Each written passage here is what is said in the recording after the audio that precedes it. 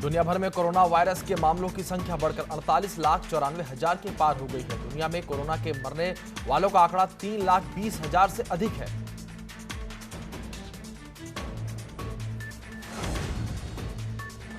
देश में कोविड-19 पॉजिटिव मामले 1 लाख के पार चले गए हैं। स्वास्थ्य एवं परिवार कल्याण मंत्रालय के आंकड़ों के मुताबिक देश में कोरोना के मामले 1,01,039 हो चुके हैं। अब तक 3,163 लोगों की मौत हो चुकी है। बीते 24 घंटे में 4,970 नए मामले सामने आए हैं, जबकि 134 लोगों की मौत हो गई है।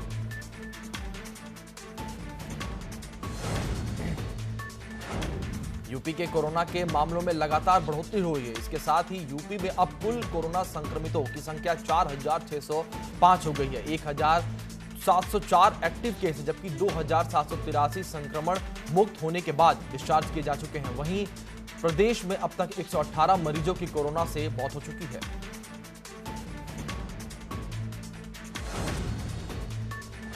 लॉकडाउन 4 को लेकर उत्तर प्रदेश सरकार ने देर रात पाबंदियों पर ढील दे दी है, तो कई पाबंदियों को बरकरार रखा गया है। मेट्रो और हवाई सेवा बंद है, तो ग्रामीण अंचलों में साप्ताहिक बाजार खोलने की अनुमति दे दी गई है। स्टेडियम, शैक्षिक संस्थानों और धार्मिक स्थानों को लेकर भी फैसला लिया गया है।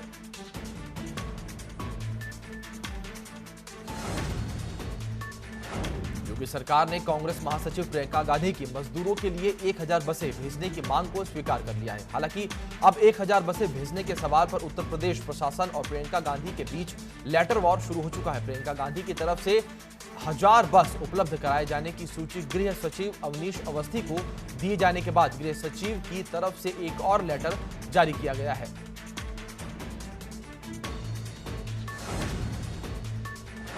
दिल्ली सरकार के आदेश के मुताबिक मार्केट और मार्केट कॉम्प्लेक्स में ऑड इवन के आधार पर दुकानें खुलेंगी, यानी दुकानें एक दिन छोड़कर खुलेंगी। इसके साथ ही कहा गया है कि इंडस्ट्रियल एस्टेब्लिशमेंट में अलग अलग समय पर काम समय होगा। जिन कामों को करने की इजाजत सरकार ने दी है, उनको निभाने में RWUA रुकावट नहीं डालेगी।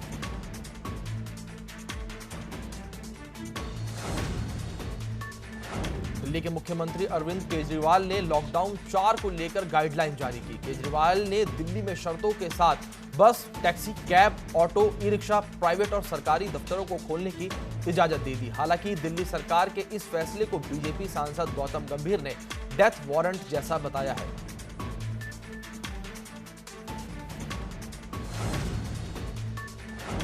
कश्मीर में श्रीनगर के नवादल इलाके में आतंकवादियों और सुरक्षा बलों के बीच मुठभेड़ हो रही है। इसके बाद इलाके में मोबाइल इंटरनेट सेवाएं बंद कर दी गई हैं। इस मुठभेड़ में कितने आतंकी मारे गए हैं, फिलहाल इस बात की जानकारी सामने नहीं आई है।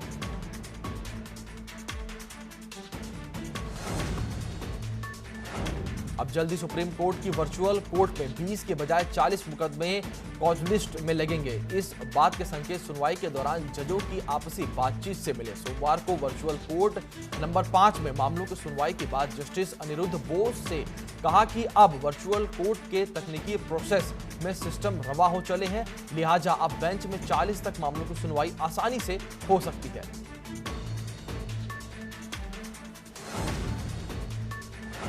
बंगाल की खाड़ी में उठा चक्रवाती तूफान अम्फान अब सुपर साइक्लोन में बदल चुका है, जो अब तेज रफ्तार के साथ पश्चिम बंगाल और ओडिशा की तरफ बढ़ रहा है। मौसम विभाग का अनुमान है कि उफान पर पहुंचकर सुपर साइक्लोन तबाही मचा सकता है। प्रधानमंत्री नरेंद्र मोदी ने गृह मंत्रालय और NDM के साथ उच्च स्तरीय बैठक की। इस दौरान सुपर साइक्लोन से निपटने की तैयारियों का जायजा लिया गया।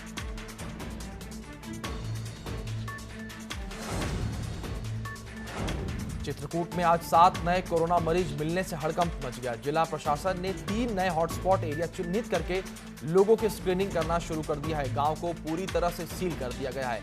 इन 7 पॉजिटिव मरीजों में मुंबई से आए 5 प्रवासी मजदूर भी शामिल हैं।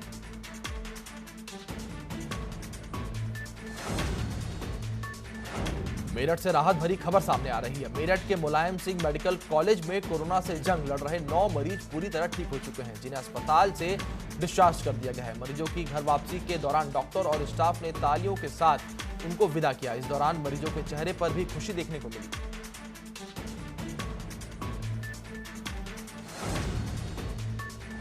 काशीपुर और जसपुर में एक ही दिन में 3 कोरोना पॉजिटिव मामले सामने आने के बाद प्रशासन अलर्ट हो गया है। काशीपुर के गांव गुलड़िया और जसपुर में ग्राम रायपुर को जिला प्रशासन द्वारा कंटेनमेंट जोन घोषित कर दिया गया है। दोनों ही गांव में आवाजाही बिल्कुल बंद कर दी गई है और गांव को सील कर दिया गया है।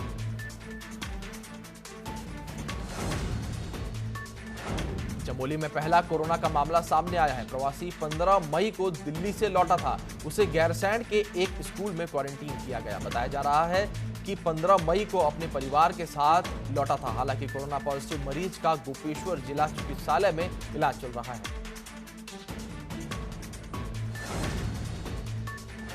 आगरा में प्रवासी मजदूर दोहरी मार झेल रहे हैं। बस अड्डे पर मजदूर के बच्चे तपती धूप में नंगे पांव चलने को मजबूर है, तो वहीं बस अड्डे पर उन्हें जूते रखे मिले तो जूते देख पिता ने बच्चे के नाप का जूता छांटने लगा।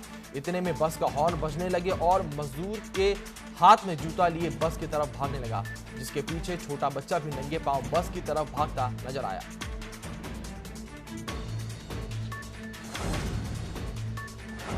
लॉकडाउन में पुलिस के कई रूप देखने को मिल रहे हैं। इस बीच संगम नगरी प्रयागराज में पुलिस का मानवीय चेहरा उस वक्त देखने को मिला जब अकेले रहने वाले बुजुर्ग दंपत्ति की शादी की 50वीं सालगिरह पर पुलिस वाले अचानक केक लेकर बुजुर्ग के घर पहुंच गए। एसपी सिटी की अगुवाई में पुलिस वालों ने जैसे ही दरवाजा खटखटाया तो पुलिस देखकर बुजुर्ग दंपत्ति सहम गए। उन्होंने जब घबरा कर दरवाजा खोला तो पुलिस के जवान उनके लिए केक लेकर खड़े थे।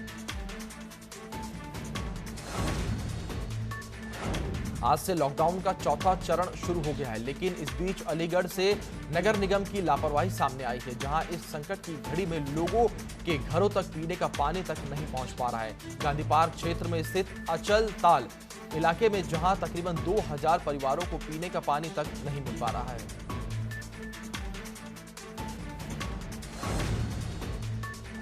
प्रदेश के दूसरे राज्यों के बीच बस सेवा उत्तराखंड में अभी शुरू नहीं हो पाएगी। राज्य सरकार ने साफ कह दिया है कि जब तक अन्य राज्यों की इसको लेकर गाइडलाइंस जारी नहीं हो जाती तब तक हम कुछ नहीं कर सकते। हालांकि राज्य सरकार के अंदर ऑरेंज और ग्रीन जोन में बीच में सार्वजनिक परिवहन शुरू किया जा सकता है।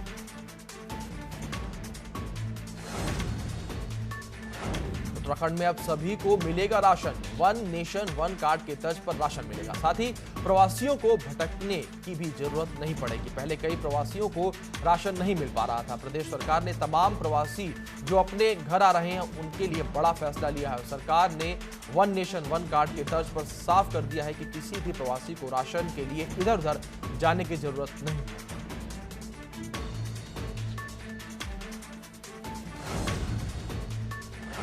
कोरोना महामारी की वजह से उत्तराखंड में चारधाम यात्रा पर निर्भर व्यवसायी ही नहीं बल्कि सरकारी महकमा गढ़वाल मंडल विकास निगम भी घाटे में आ गया है। निगम को यात्रा और पर्यटक सीजन नहीं चलने की वजह से महज 2 महीने में ही 10 करोड़ रुपए का नुकसान हुआ है। जून में भी यात्रा नहीं चलती है तो घाटे का आंकड़ा 15 करोड़ रुपए तक पहुंच सकता है।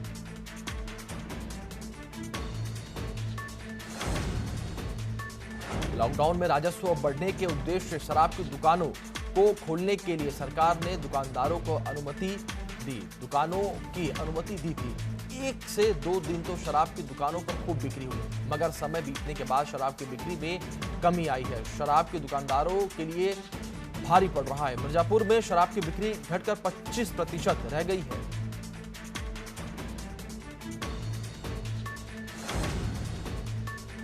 रामपुर में झोलाछाप हॉस्पिटल में ऑपरेशन के बाद महिला की दर्दनाक मौत हो गई। परिजनों ने हॉस्पिटल पर लापरवाही का आरोप लगाकर जमकर हंगामा किया। सीएमओ विभाग और पुलिस ने कल ही हॉस्पिटल पर की बड़ी कार्रवाई की थी। महिला का ऑपरेशन 20 दिन पहले हुआ था।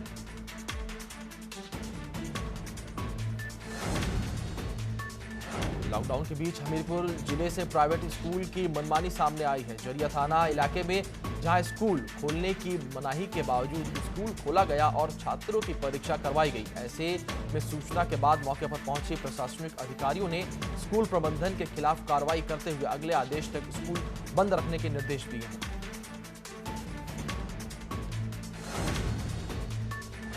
देहरादून में थाना पटेल नगर स्थित रिफाइंड ऑयल की कंपनी में आग लग गई। देखते ही देखते आग ने पूरी कंपनी को अपनी आगोश में ले लिया। भीषण आग को देखते हुए इलाकों को खाली करवाया जा रहा है। बता दें कि कंपनी में बनता है। घटना की सूचना पर फायर ब्रिगेड की 6 गाड़ियां मौके पर पहुंचकर आग पर काबू पाया।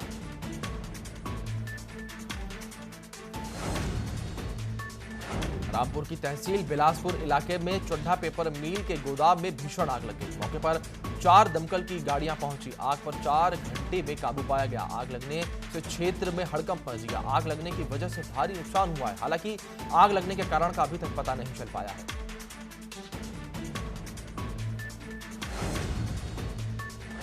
सहारनपुर थाना नागल इलाके के गांव बडेली कोली में 3 ट्रांसफार्मर में भीषण आग लग गई। तीनों ट्रांसफार्मर धू कर जलकर खाक हो गए। वहीं सूचना मिलने पर पहुंची पुलिस और फायर ब्रिगेड की टीम ने आसपास के मकानों को खाली कराकर कड़ी मशक्कत के बाद आग पर काबू पा लिया।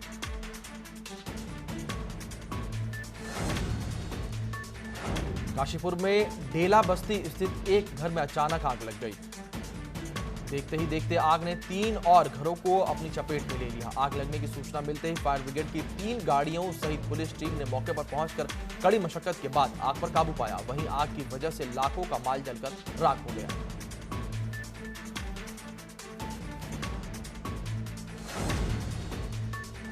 लॉकडाउन 4 का ऐलान होते ही वाराणसी में सीआरपीएफ का मास्क लगाना जरूरी कर दिया गया है, जिसको लेकर सीआरपीएफ के जवानों को अब मास्क लगाना बेहद अनिवार्य है। कुछ सीआरपीएफ के जवानों द्वारा अपने लिए प्रतिदिन 200 मास्क तैयार किया जाता है, जिससे जवानों को सुरक्षित रखा जाता है।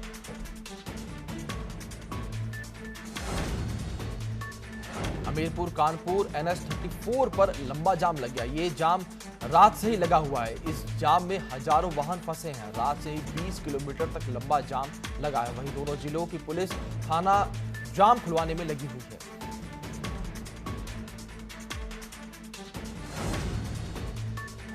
लॉकडाउन में जंगली जानवर सड़कों पर घूमते दिख रहे हैं, तो वहीं अब जहरीले सांप भी रिहायशी इलाकों में देखे जा रहे हैं। मुनि की रेती इलाके में एक डॉक्टर के घर में एक सांप एसी में घुस गया। परिवार के सदस्यों ने जब एसी में सांप देखा तो उनके होश उड़ गए। उन्होंने इसकी सूचना शिवपुरी रेंज के वन क्षेत्राधिकारी को दी। मौके पर पहुंची टीम ने सांप का रेस्क्यू किया। उन्नाव में लखनऊ आगरा एक्सप्रेसवे पर दर्दनाक हादसा हो गया, जहां दिल्ली से आजमगढ़ जा रही प्रवासी मजदूरों से भरी पिकअप बेकाबू होकर पलट गई। हादसे में 2 मजदूरों की मौत हो गई, साथ ही 19 लोग गंभीर रूप से घायल हो गए। घायलों को इलाज के लिए अस्पताल में भर्ती करवाया गया है। पिकअप में करीब 23 प्रवासी मजदूर सवार थे।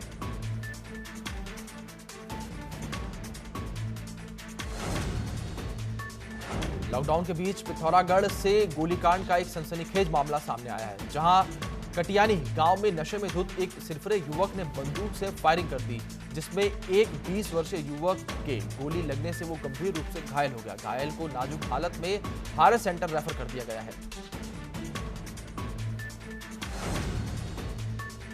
आगरा में एतमादुद्दौला के ट्रांस यमुना कॉलोनी में एक बाइक सवार युवक ने तमंचे से फायरिंग कर दी, दहशत फैला दी। बाइक सवार फायरिंग करते हुए कॉलोनी में लगे सीसीटीवी कैमरे में कैद हो गया, जिसके बाद फायरिंग का वीडियो सोशल मीडिया पर वायरल हो गया। मामला संज्ञान में आने के बाद पुलिस ने युवक की तलाश शुरू कर दी है।